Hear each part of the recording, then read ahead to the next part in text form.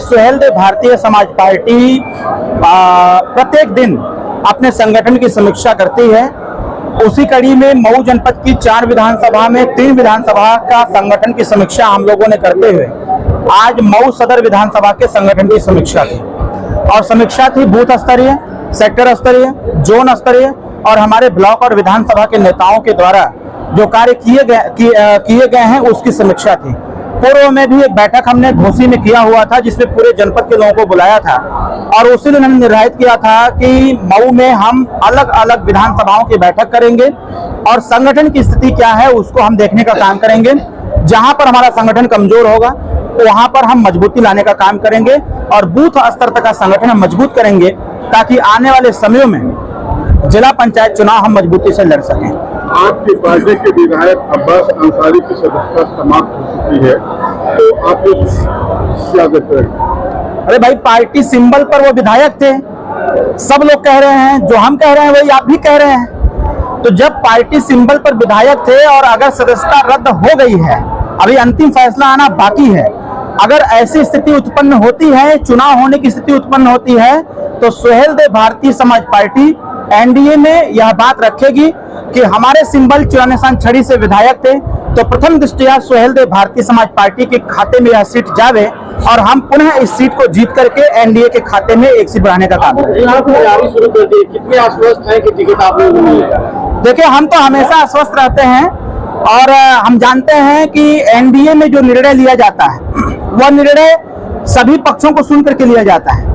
यह समाजवादी पार्टी नहीं है कि शाम को टिकट फाइनल हुआ, सुबह काट दिया गया, सुबह फिर तय हो गया, दोपहर में काट दिया गया, फिर दोपहर में तय हो गया, तब तक शाम तक का बदल दिया गया। वहां जो भी निर्णय होते हैं वह निर्णय बहुत सोच समझ के लिए जाता है। मैं पूर्ण रूप से आश्वस्त हूं क्योंकि 2 दौर की बात भी इस पे हो चुकी है, फाइनल टच होना बाकी है, जिसपे हम विद इन 1 वीक हम खुद जा रहे हैं दिल्ली और जाकर के माननीय गृह मंत्री जी से मुलाकात करेंगे। अभी माननीय प्रदेश से मुलाकात हुई तो उन्होंने बताया भी कि यह सारे प्रपोजल ऊपर जाएं, जिससे कि जो भी निर्देश होगा हम सब लोग मिलकर के सीट को जीतने का काम करेंगे, जिससे कि सीट एक हमारी बढ़े। क्या अब्बास अंसारी के परिवार से कोई प्रत्याशी होगा? तो ये तो पार्टी का निर्णय मेरे होगा ना, नहीं बनेगा। हमने अभी अपने भाषण में बोला कि जो सुहेलदेव भारतीय समाज पार्टी का कार्यकर्ता होगा वही हमारा प्रत्याशी होगा। पार्टी के विधायक अब्बास अंसारी जी समाजवादी पार्टी से विधायक हैं, सिंबल हमारा जरूर है, आधा आधा का भागीदारी था, आधा समाजवादी पार्टी आधा हमारा था। ये होना चाहिए कि पहले भाजपा का प्रत्याशी आ जाए आपकी पार्टी में, यह होगा तो वह भी देखा जाएगा। हम कहाँ पीछे हट रहे हैं? अरे भाई, हम क्या कह रहे हैं, जब हमारे पक्ष में आएगा तो हमारी पार्टी का कार्यकर्ता चुनाव लड़ेगा, बीजेपी के पक्ष में आएगा तो बीजेपी का कार्यकर्ता चुनाव लड़ेगा, हमारे पक्ष में आएगा तो बीजेपी के लोग हमारा समर्थन करेंगे, भाजपा के पक्ष में जाएगा तो सुभाषपा के लोग पूरी ताकत के साथ करेंगे। भाजपा का प्रत्याशी आपकी पार्टी ऐसा नहीं होगा इससे आप लोग निश्चिंत रहिए। अब हम ये अखिलेश यादव नहीं है, ये अखिलेश यादव की पार्टी नहीं है, यह सुहेलदेव भारतीय समाज पार्टी है और एनडीए गठबंधन है जिसके बॉस माननीय अमित शाह जी हैं, जो भी निर्णय लेते हैं सबके पक्ष में लेते हैं। अधिकारियों की शिकायत मिली है लेकिन कार्रवाई नहीं हो, क्या कहेंगे? कहाँ का कार्रवाई ना हो पाओ तो भाई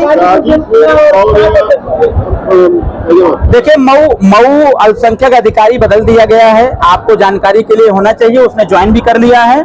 मऊ की शिकायतें आती थी, यहाँ के लोगों के पत्रकार भाइयों के द्वारा बताई जाती थी, उसको यथाशीघ्र हटाया भी गया है, उसके खिलाफ दंडात्मक कार्रवाई भी की गई है, तो वो अलग का विषय है। रही बात गाजीपुर की, तो गाजीपुर में यह समस्याएं आई हैं, हमको भी अवगत कराया गया है।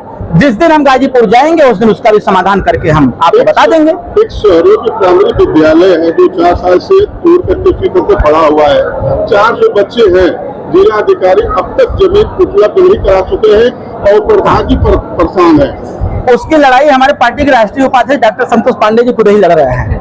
लेकिन उन बच्चों का भविष्य कैसे बनेगा जो नदी के उसकी चिंता हमारे डॉक्टर संतोष पांडे जी को भी है, क्योंकि उस स्कूल से इनका बहुत पुराना रिश्ता भी है और ये खुद लगे हुए हैं। मैं खुद 2 दफे की बात किया हूं। मैं आपको आश्वस्त करता हूं कि मैं आज ही माननीय डीएम साहब से मैं बात करूंगा कि आखिर वहां की समस्या का समाधान क्यों नहीं हो पा रहा है, क्योंकि मैं यह मानता हूं कि मऊ जनपद की कोई भी समस्या हो, समस्या का समाधान यथाशीघ्र होना चाहिए। जो समाधान होने लायक है और जिसमें टाइम टेकिंग है, तो जो भी समय लें उस समय के अधीन होकर के वो समस्या का समाधान हो। हम बात करेंगे आज डीएम साहब से और वैसे शिक्षा अधिकारी से। अभी आपने रोडों की बात की है, कोपरागंज से कसारा तक 8 साल बीत गया, लेकिन उसमें कोई काम नहीं हुआ, 50 की मौत हो चुकी है। देखिए, मैंने चुनाव में भी इस बात का जिक्र किया था। मैं खुद उस सड़क पर घूमता था तो मुझे खुद कष्ट होता था, और उसका पैसा ऐसा भी आ गया है। किस विवाद में वह रास्ता नहीं बन पा रहा है, अभी इसकी जानकारी हमको नहीं है। टेंडर को लेकर के बार बार वहां छीना झपटी हो रही है, मारपीट हो जा रहा है, तो वो समस्या सिर्फ उसमें चला गया है। लेकिन हमारा यह है कि यहाँ एक बार हम आ रहे थे, किसी की शादी थी किसी चौहान जी के घर पर, तो हमारे साथ हमारे प्रतिनिधि फागू सिंह जी बैठे थे गाड़ी में।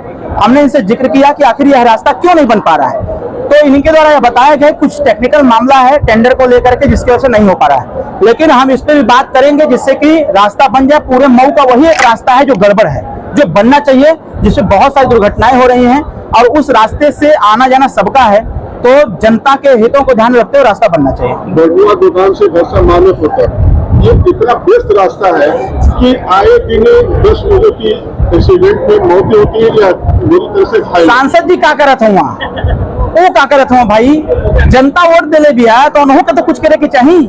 कुल बतिया हम ही करी।